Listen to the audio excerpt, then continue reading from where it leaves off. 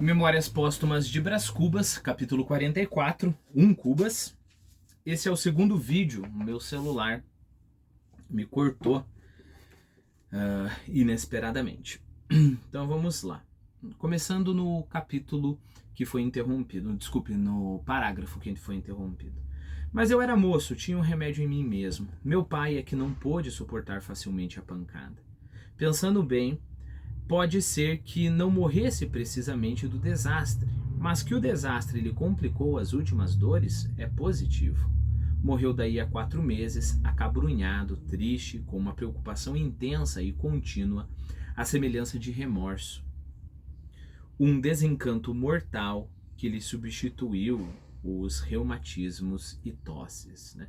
Essa preocupação parecendo remorso. Lembre-se, a gente vai conversar melhor daqui a pouco, deixa eu anotar, sobre a palavra remorso, mas é aquela coisa que volta e dói, e depois volta, e mais uma vez, né?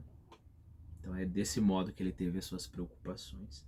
Teve ainda meia hora de alegria, foi quando um dos ministros o visitou.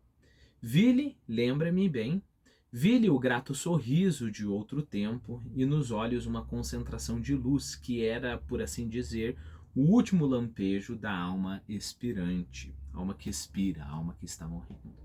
Mas a tristeza tornou logo, a tristeza de morrer, sem me ver posto em algum lugar alto, como aliás me cabia.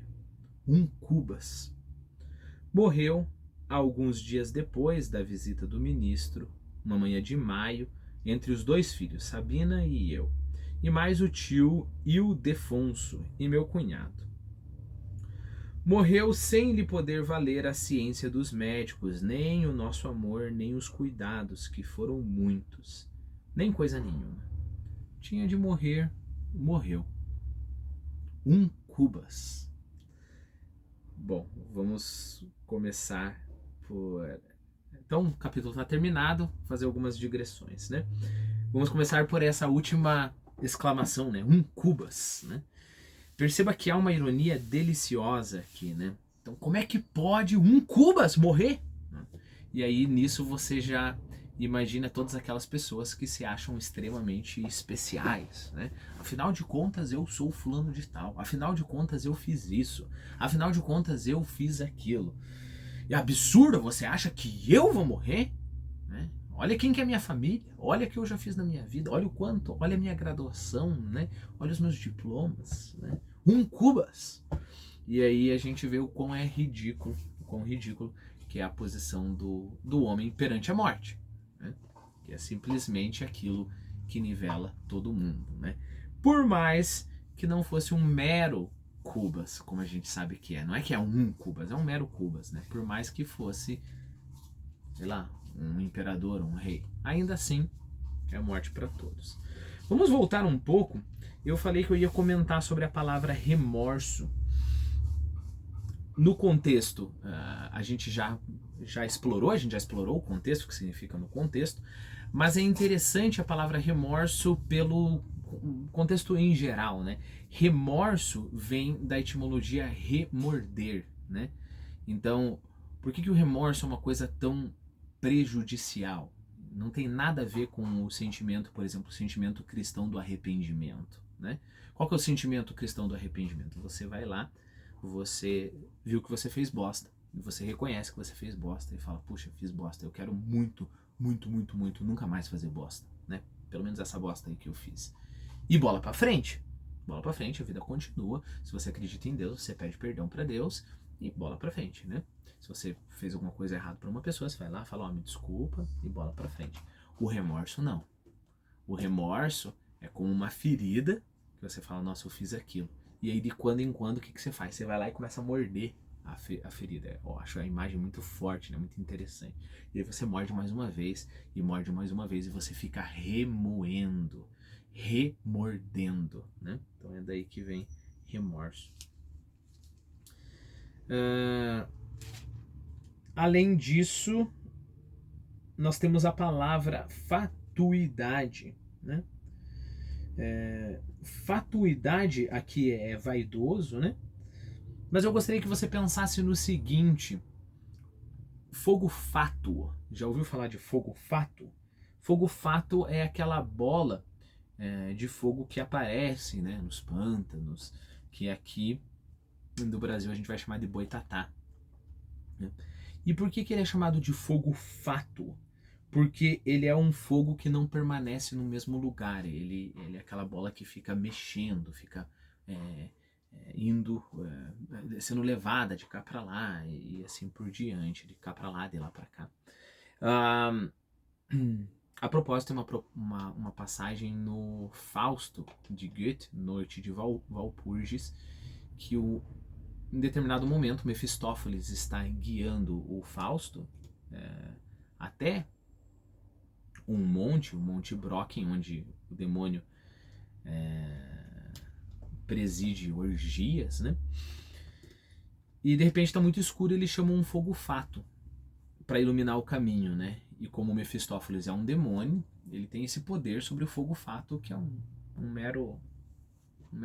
mera criatura do mal, né? Ele chama o fogo fato, e a primeira coisa que o Mefistófeles nota é que o fogo fato não ilumina o caminho direito, porque uma hora tá aqui, outra hora tá ali. E aí Mefistófeles fala alguma coisa como anda direito, você quer imitar o andar da raça humana? É isso que você quer imitar? Por quê? Porque o ser humano é cheio de fatuidade, né? Fatuidade. Ou seja, uma hora você tá aqui, outra hora você tá ali, e você não descansa. Você vai de lá para cá, de cá para lá, de lá para cá, de cá para lá, né? Bom, mas o que isso tem a ver com vaidade? Porque vaidade, no final das contas, significa isso. Vaidade não é, eu quero ser bonito, né? Vaidade é você ficar prestando atenção excessiva aos aspectos passageiros. Quanto mais passageiro for o aspecto, e quanto mais atenção você está colocando naquele aspecto, maior vai ser a sua vaidade. E pense, por causa disso que a palavra vaidade consegue comportar tanto vaidade, orgulho extremo da minha aparência física, como por exemplo minha maravilhosa barba, mas eu posso ter outro tipo de vaidade. Eu posso ter vaidade em relação aos meus livros. Olha quantos livros eu tenho. Eu posso ter uma vaidade intelectual. Eu posso ter todo quanto é tipo de vaidade, né? No livro de Eclesiastes, na Bíblia, o pregador começa o livro falando vaidade de vaidade, tudo é vaidade, diz o pregador, né? E aí ele começa a falar sobre isso, né? Olha, eu comecei a fazer um monte de coisas na vida e eu percebi que tudo é vaidade, né? E aí você pode pensar, tudo é vaidade, tudo eu faço para me mostrar, mas na verdade é muito mais profundo, né? Porque tem um determinado momento que ele fala assim, olha, o sol levanta e depois volta, e depois levanta mais uma vez, depois volta e nada muda. Então o que ele quer dizer? Ele quer dizer que tudo é vaidade, que por mais que nós façamos muitas coisas na nossa vida, no final das contas o sol vai continuar subindo e descendo, e tudo que a gente fez simplesmente passa, né? Não faz diferença, né? Bom, então agora nós estamos unindo os dois significados de fátua, de fatuidade, né? O significado de vaidade, como é o significado que nós temos aqui no Brás Cubas, e o significado mais profundo que dá base para esse outro significado, que é a qualidade de ser passageiro, né?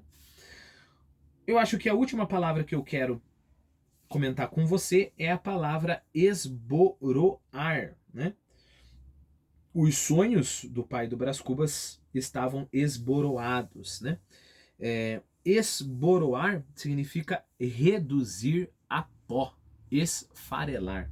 A etimologia é interessante porque vem de broa. Broa, sabe o pão arredondado? A broa. Então esboroar é esfarelar, como se você estivesse esfarelando uma broa, como se você pegasse um pedaço de pão e transformasse ele em farelinhos.